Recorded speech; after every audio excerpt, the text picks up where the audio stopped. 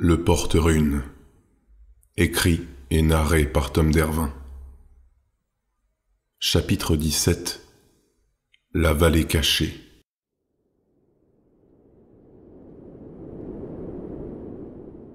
Philippin et Roland plièrent le campement. Dehors, la tempête avait totalement balayé les amas de nuages qui obscurcissaient le ciel.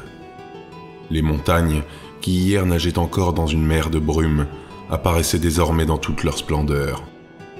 Les pics rocheux, chargés de leurs armées de pins enneigés, se succédaient sous les terres azurées. Ils brillaient de mille feux sous le soleil de l'hiver. Roland marchait en tête, son arc au poing, suivi de l'étalon et du rôdeur toujours étendu sur sa civière, inconscient. Philippin fermait la marche, l'étalonnant avec difficulté. La change-forme réfléchissait aux questions qu'elle souhaitait poser. Elle en avait beaucoup, mais craignait que l'intéressé puisse lui demander des réponses en retour. Philippin réprouvait l'idée de devoir lui mentir, et ne souhaitait pas non plus risquer de lui dévoiler certaines vérités.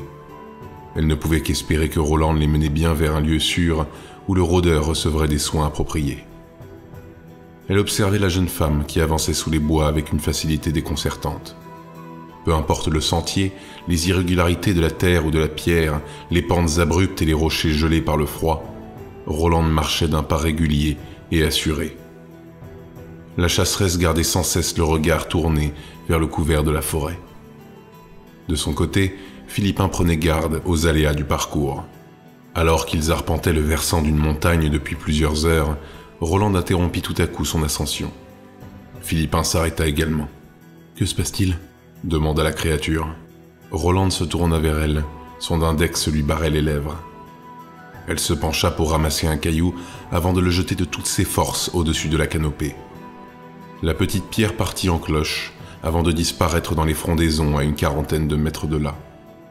En un instant, un oiseau décolla de la zone où le projectile avait atterri. C'était un rapace aux plumes grises et au ventre blanchâtre qui s'élevait majestueusement vers les cieux. Roland dégaina une flèche et banda son arc. Le bois de l'arme se déforma sous la force exercée par la jeune femme. D'une voix très faible, presque inaudible, Roland commença à compter. 1, 2, 3. À l'énonciation de ce dernier chiffre, la corde claqua dans l'air. La pointe brillante fusa vers le ciel, accompagnée d'un sifflement meurtrier. La flèche perça l'oiseau en plein vol, qui dégringola, disparaissant entre les arbres un peu plus loin. Roland se retourna vers Philippin, bouche bée, qui observait encore le ciel où la bête venait d'être abattue. « Tu m'attends ici, s'il te plaît » demanda la jeune femme. « Je reviens. » Roland s'absenta quelques minutes sous le couvert des bois, avant de revenir la mine satisfaite en tenant sa proie par les pattes. Le rapace était mort sur le coup. La flèche l'avait transpercé au niveau de l'abdomen, sa pointe ressortait de l'autre côté, juste entre ses deux ailes. La chasseresse s'approcha de l'étalon et attacha sa prise sur la selle. Sans un mot, elle reprit le chemin qui grimpait toujours plus haut dans la montagne. Philippin resta pantois. Roland n'était pas qu'une innocente femme manticole. Elle pouvait être dangereuse, son arc à la main. Une heure de plus passa, jusqu'à ce qu'enfin le dénivelé disparaisse. D'un coup, au détour d'un rocher, Philippin arriva sur un plateau au milieu des montagnes. De chaque côté, les falaises grimpaient vers les cieux. Au fond de la vallée, la change-forme pouvait observer de nouveaux pics, plus hauts encore que les précédents. Des veines argentées descendaient du versant des colosses de pierre, fusionnaient les uns aux autres et se muaient en une kyrielle de cascades étincelantes qui rugissaient leurs flots dans un lac bleuté. Ce dernier, cyclopéen, s'étendait d'un pied à l'autre des racines de la couronne montagneuse. Ses rives étaient gelées, la glace avait conquis la majeure partie du plan d'eau, mais demeurait perpétuellement repoussée par les chutes de l'autre côté. Non loin de ces dernières, un petit village était construit sur les pentes rocailleuses. Une centaine de maisons de pierre grise, dispersées dans la neige, parsemaient les contreforts des hauteurs. Quelques fumées grimpaient des habitations et montaient dans les airs. Enfin, on pouvait voir d'ici des troupeaux de chèvres et de moutons qui clairsemaient de rares alpages. Pour Philippin, ce panorama fut une délivrance. Un poids invisible s'était soudainement évanoui. Pourtant, à sa plus grande surprise, Roland ne se dirigea pas vers les grèves qui conduisaient au village. La montagnarde prit la direction opposée et commença à avancer au bord de la berge gelée. Elle se dirigeait vers une bicoque juchée au bord de l'eau, si petite et misérable qu'elle avait échappé à la change-forme. « Où nous emmènes-tu, Roland ?» questionna la créature tandis que sa compagne avançait quelques mètres devant. « Nous devons aller au village, point nous réfugier dans ce taudis. » Roland ignora les revendications de Philippin et poursuivit sa route en silence. Elles arrivèrent finalement à la masure. La construction faisait peine à voir, elle était entièrement faite de bois. Abîmé par le temps et les intempéries, le taudis semblait pouvoir s'écrouler à la moindre brise. Le long de la toiture, des talismans semblables à ceux que Roland portait au poignet oscillaient les uns à côté des autres. Un établi bordait le mur, dans lequel un couteau attendait, planté dans sa surface. Une remise un peu plus loin abritait des stères consciemment empilés. De là, un fil tendu rejoignait la bicoque, supportant le poids de quelques peaux de lapin, de marmottes et de renards qui séchaient au vent. Arrivé sur le seuil, Roland soulagea les talons de son fardeau. Philippin détacha la selle et vint la poser sur une rambarde qui fermait la terrasse. « Nous allons nous reposer ici jusqu'à ce soir, » dit la montagnarde. « Ne pourrions-nous point aller directement au village ?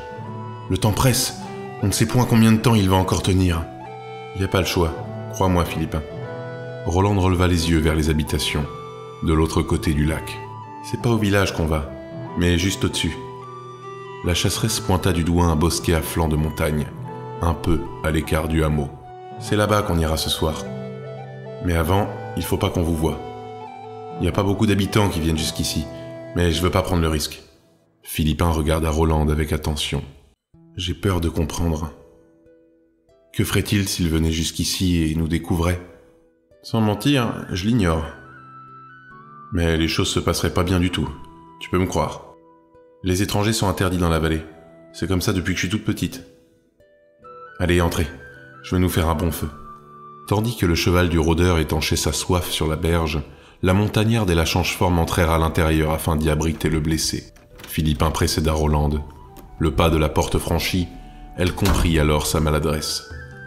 Le taudis qu'elle avait évoqué un peu plus tôt n'était autre que la demeure de sa compagne de voyage. Composée d'une unique pièce serrée entre 4 murs, quelques affaires et du mobilier rafistolé patientaient ici et là. De la vaisselle courait sur la tablette, au-dessus de l'âtre. Des pots recouvraient le sol, qui craquait sous le poids des arrivants, et une couchette pas plus large qu'un bras d'homme collait le mur d'en face. Elle était recouverte d'un amoncellement de linge de maison en piteux état et de peaux de bêtes. Des étagères vétustes, suspendues au mur, menaçaient de s'effondrer sur une commode juste en dessous, où une porte manquait à l'appel. Roland débarrassa le lit des affaires qui y traînaient et prit le temps d'aplatir les pots et les draperies avant d'y installer le porte-runes. Puis, elle s'affaira au feu de la cheminée. Philippin balaya la salle du regard. « Tu vis ici, Roland ?» Sans détourner les yeux de sa tâche, la chasseresse répondit. « Oui, c'est ma maison. Je sais qu'elle est pas bien grande, mais c'est chez moi. »« Pourquoi ?» La change-forme marqua une hésitation. « Pourquoi je vis pas au village avec les autres ? Parce qu'ils veulent pas de moi là-bas. »« Mais pourquoi ? Ça fait longtemps que tu vis ici ? À l'écart des autres ? » Roland fouilla dans sa mémoire. « Je dirais 6 ou 7 ans maintenant, » expliqua-t-elle tout naturellement. « 6 ou 7 ans ? Mais tu ne devais n'être qu'une enfant à l'époque. »« Pas vraiment. J'avais 13 ou 14 ans lorsque j'ai été mise de côté. J'ignore comment ça se passe là d'où tu viens, mais ici, à cet âge-là, on est capable de se débrouiller si on est un peu dégourdi. »« Mise de côté ? Non, mais... » Philippin cherchait ses mots. « Enfin, je veux dire, ce n'est point normal d'ostraciser ainsi une jeune fille, peu importe l'endroit où l'on est né. »« Je sais pas. Peut-être oui. » Acquiesça Roland, indifférente, alors que des braises apparaissaient dans l'âtre. « Pourquoi as-tu été mise à l'écart de la sorte ? Qu'as-tu fait pour mériter un tel sort ?» L'intérêt de Philippin l'emportait sur sa prudence. « C'est vieux tout ça. » se ferma Roland. « Je suis pas si mal ici. Puis il y a quelques personnes avec qui il m'arrive de causer au village. Et j'ai le droit d'y aller, pour échanger des tas de choses contre ce que je ramène des montagnes. Et aussi... » Elle esquissa un sourire que Philippin ne pouvait voir. « Il y a Sophia, chez qui je peux aller quand je veux. »« Sophia ? C'est la femme chez qui on va ce soir. Elle aussi, elle vit un peu en dehors du village, comme moi. » expliqua Roland avec une pointe de fierté mêlée d'admiration. Et cette Sophia, elle n'est point la bienvenue, elle aussi, au village ? Ah si, clarifia la jeune femme comme une évidence. C'est juste qu'elle aime pas trop les gens en général. Mais tout le monde la respecte dans la vallée. Elle peut soigner n'importe quel mal. C'est une guérisseuse. Une guérisseuse ? Répéta Philippin tandis qu'elle observait Rolande près de la cheminée. La change-forme s'asseya à même le sol, exténuée. La douce chaleur des flammes commençait à réchauffer la pièce. Le bon côté avec une maison de cette taille, c'est qu'elle chauffe vite, releva-t-elle pour elle-même. Tu devrais dormir, beaux yeux. Je vais veiller jusqu'à ce soir à ce que personne ne vienne par ici. Ça m'étonnerait beaucoup, mais bon. Prudence est mère de sûreté, comme dit Sophia. Il n'y a vraiment personne qui te rend visite ? Jamais ? Questionna Philippin alors qu'elle se laissait glisser sur les pots. Non, presque jamais.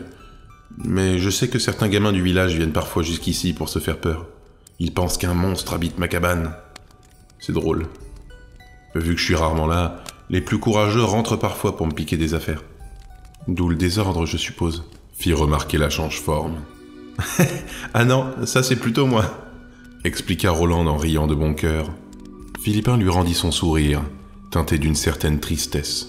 Malgré ses conditions de vie, la chasseresse gardait pour elle cette bonhomie, cette insouciance naïve. Elle semblait enfant dans le corps d'une adulte. Rolande n'avait même pas l'air de se rendre compte de l'extrême précarité de son mode de vie. Après tout, elle semblait n'avoir connu que ça. Pourtant, il demeurait étonnant, en tout cas dans l'esprit de Philippin, qu'elle ait si peu mûri compte tenu des difficultés qu'elle avait dû endurer. Mais peu importe, les réponses attendraient. Ce soir, son matelas n'était pas fait de pierre. Elle n'avait plus comme compagne nocturne les hurlements stridents du blizzard, et la chaleur apaisante des flammes avait remplacé la morsure du gel. À l'abri dans cette bicoque, c'est avec la sensation de s'endormir dans les draps d'une riche demeure que Philippin s'abandonna à ses rêves. Les heures passèrent.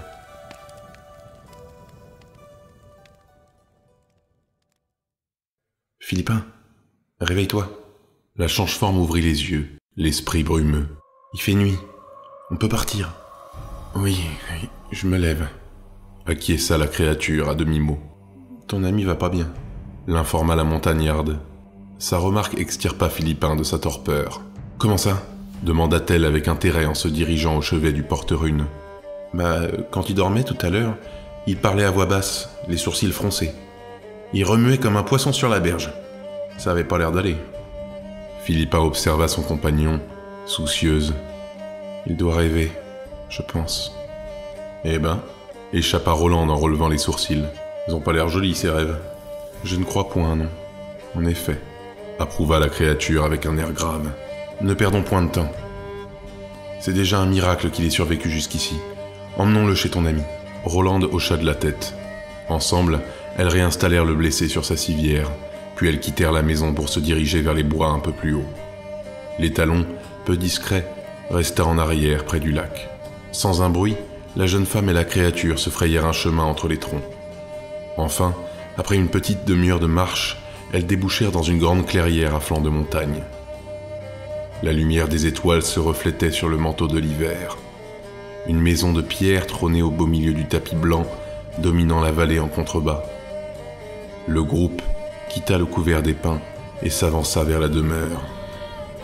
Elle aussi était ornée de talismans tout au long de sa toiture.